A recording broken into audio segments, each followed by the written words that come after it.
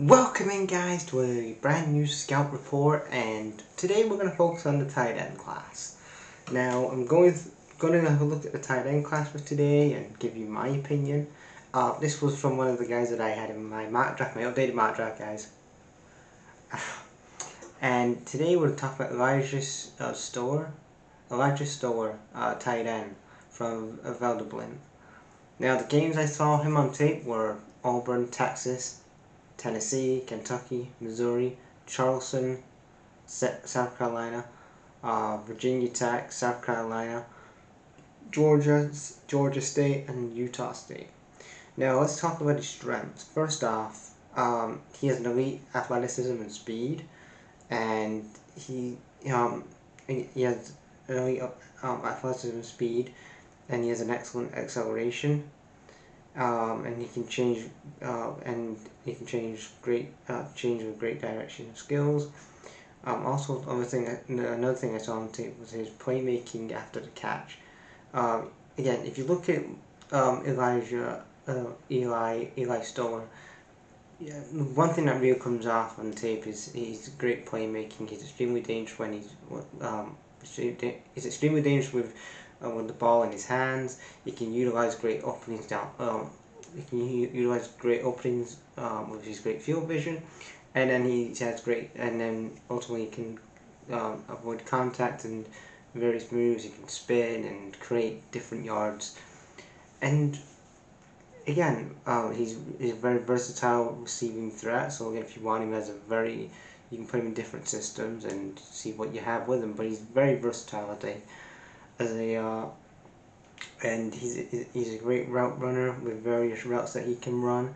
He can stretch fields vertically, which is fantastic. Especially if you're looking at something like a Johnson system, like you're probably looking at Eli Stower and going, yeah, I won't mind him as a backup too at tight end, especially when he can stretch those defenses. And that's what you kind of would see with a Ben Johnson system. He can operate in the short passing game, and he can make major issues, especially he makes huge issues, especially for the linebackers and the safeties with his pass game. Again, he's an actual ball catcher, and he's very secure. He can secure the ball when he's in traffic.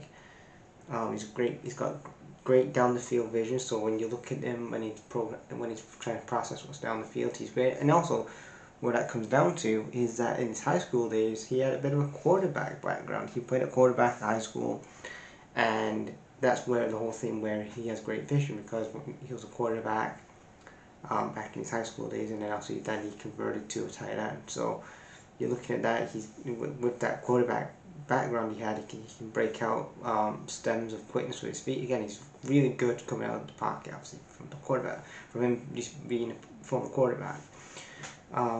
And he's outstanding. Well, he has a great long arm as well, and he's got vertical hips. So again, just fantastic stuff. Obviously, him being a former quarterback in high school, then somehow converting to a tight end.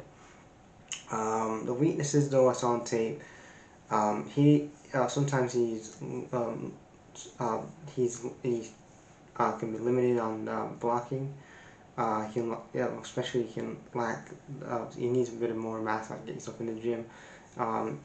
He needs to work on his technique sometimes, and he can play through. Sometimes he can be inconsistent in the end line blocking, and it can make him sometimes it can be sometimes it can be a liability. Sometimes,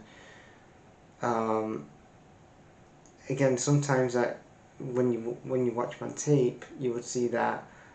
He struggles against the defenses when he's up against a physical defender. Sometimes with his physique, he can sometimes be outmuscled with physical defenders. So again, when he goes to the NFL, it's going to be a huge problem. And then he's only had 2.5 years of being a starter at Vanderbilt, so he's had a lot of starts at tight end.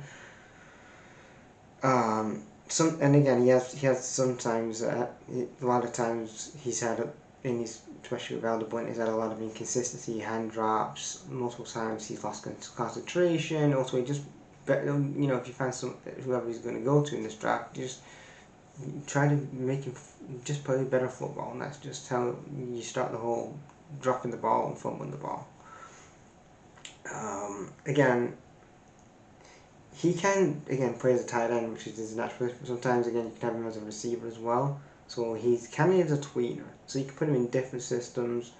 You can put him in that H-back role if you wanted to, but he primarily he's a tight end. But you could, if you wanted to, put him as a receiver. But it depends when you drafted him, what position are you going for? His drop rate in 2025 was a lot.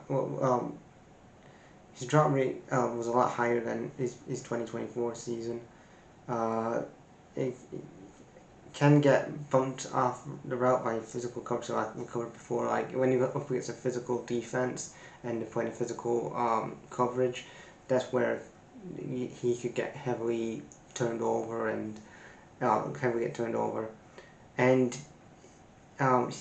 he's never played in. He's not got any special team experience in college, which again, if you look at his value, like if he was good at being especially if he's playing as that H-back role, but he's never, especially at Vanderbilt, he's never played as a special team. He's not got that experience of, like, you know, when they kick the ball, when he's as a special team, he's not got that experience from Vanderbilt. But I do think he's going to be one of those guys where he probably would be like a late second. I'm going to say a late day 2 pick for me. But I think if you're looking at him, like, his playmaking after the catch, I think it's great. Obviously, he can play as a receiver. He's got that quarterback background. So if somebody's injured, hey, Eli Stowers, get on. But yeah, all seriousness, I do think he'll be good in probably like a Ben Johnson system in Chicago, where but you know, a lot of what I've been talking about with his strengths and his versatility, he would thrive, I think, in a Ben Johnson system as a backup. And I think, you know, you would just do good there, or, you know, especially someone like that. I think somebody who can develop him well. But I think he's definitely going to be, for me, a second round pick. But I haven't seen everybody else in this tight end class yet. So yeah, leave your guys' thoughts in the comments.